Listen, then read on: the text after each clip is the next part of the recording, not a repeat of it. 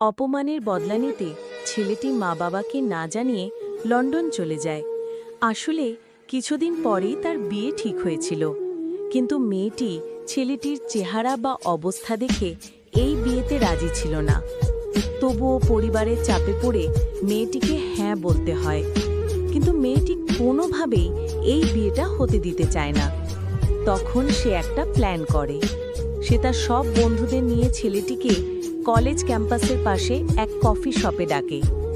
ছেলেটি যখন কফি শপে আসে, তখন মেয়েটির সব বন্ধুরা একসাথে ছেলেটির চেহারা ও জীবনধারার ওপরে হাসাহাসি ও অপমান করতে শুরু করে।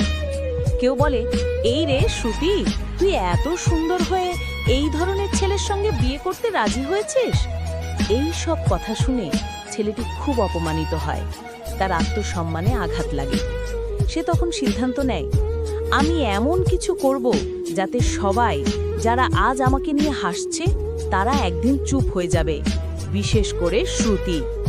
এরপর ছেলেটি কাউকে কিছু না বলে সরাসরি লন্ডন চলে যায়। সেখানে গিয়ে সে হেয়ার ট্রান্সপ্লান্ট করিয়ে নিজেকে পুরো পাল্টে ফেলে।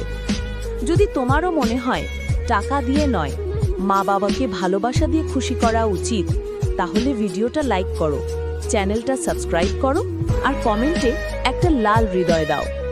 শেষে হেয়ার ট্রান্সপ্লান্ট করানোর পর ছেলেটি শ্রুতিকে সামনে ডেকে নিয়ে আসে এবং বিয়ে করতে স্পষ্টভাবে না বলে দেয়।